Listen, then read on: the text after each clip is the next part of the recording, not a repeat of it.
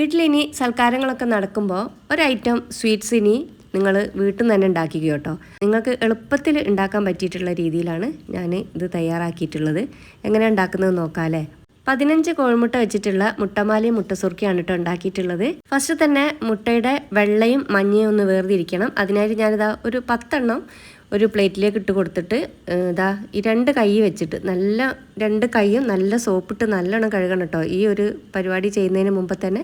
അപ്പോൾ ഇതാ വൈറ്റ് മഞ്ഞയിലാവാത്ത രീതിയിൽ ഇതേപോലെ ആക്കി എടുത്താൽ മതി. പിന്നെ അതാ നമ്മൾ മഞ്ഞ ഇടുന്ന ആ ഒരു പാത്രത്തിൽ ഒരു അരിപ്പ വെക്കണം കേട്ടോ. ആ അരിപ്പയിലേക്കാണ് കോഴിമുട്ടകളൊക്കെ പൊട്ടിച്ചെടുക്കുന്നത്.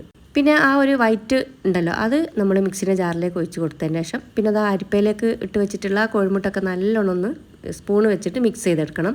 അതിൽ കോഴിമുട്ടൻ്റെ പാടൊക്കെ ഉണ്ടാകും, അതൊക്കെ ഒന്ന് നീക്കിയിട്ട് വേണം എടുക്കാൻ. ഇനി ഇതാ മുട്ടമാലക്കുള്ള പഞ്ചസാരൻ്റെ സീറ ഉണ്ടാക്കാനായിട്ട് ഒരു പാനിലേക്ക് 1 കപ്പ് പഞ്ചസാരയും 3 കപ്പ് വെള്ളം കൂടി ഒഴിച്ചിട്ട് നന്നായിട്ടൊന്ന് തിളപ്പിച്ചെടുക്കണം. ഇനി മുട്ടസുർക്കാണ് കേട്ടോ ഉണ്ടാക്കുന്നത്. അപ്പോൾ നമ്മൾ നേരത്തെ മാറ്റി വെച്ചിട്ടുള്ള വൈറ്റ് ഉണ്ടല്ലോ അത് മിക്സിൻ്റെ ജാറിലേക്ക് ഒഴിച്ച് വെച്ചതിലേക്ക് ഒരു 10 രൂപൻ്റെ ഒരു പാക്കറ്റ് ഈ പാൽപ്പൊടിയാണ് കേട്ടോ ചേർത്ത് കൊടുക്കുന്നത്. ഇനി ഇതിലേക്ക് 2-3 തുള്ളി വാനില എസൻസ് ചേർക്കുക. ഇതില്ലെങ്കിൽ 2 ഏലക്ക ചതച്ച് ചേർത്താലും മതി. ഇതിലേക്ക് 1/4 കപ്പ് പഞ്ചസാരയാണ് ചേർത്തത്. ഇത് നന്നായിട്ടൊന്ന് അരഞ്ഞതിന് ശേഷം അതിലേക്ക് ഒരു നുള്ളു ഉപ്പ് കൂടി ചേർത്തിട്ട് വീണ്ടും അരച്ചെടുക്കുകയാണ്. ഇതിലിത്തിരി ടൈം എടുക്കുന്ന ഒരു പണിയാണ് ഈ ഒരു പഞ്ചസാര സീറ റെഡിയാക്കിയെടുക്കൽ.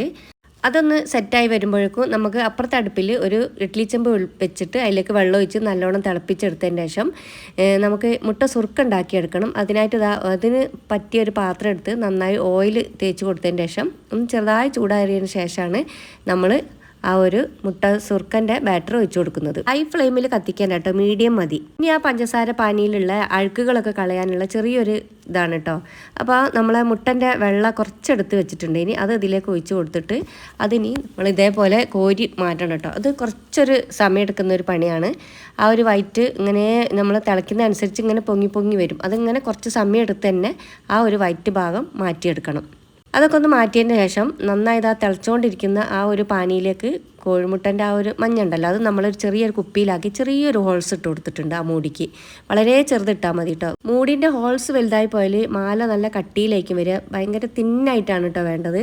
നല്ല തിളച്ചുകൊണ്ടിരിക്കുന്ന പാനി ആയതുകൊണ്ട് തന്നെ മാല പെട്ടെന്ന് സെറ്റാവും കേട്ടോ. ഇനി ആ മാല കോരി എടുക്കുന്നതിന് മുമ്പേ കുറച്ച് പച്ചവെള്ളം അതിലേക്ക് തളിച്ച് കൊടുത്തതിന് ശേഷമാണ് കോരിയെടുക്കുക. തൊട്ടടുത്ത് തന്നെ പച്ചവെള്ളത്തിൻ്റെ പാത്രം എടുത്ത് വെക്കാൻ മറന്നു പോരുത്.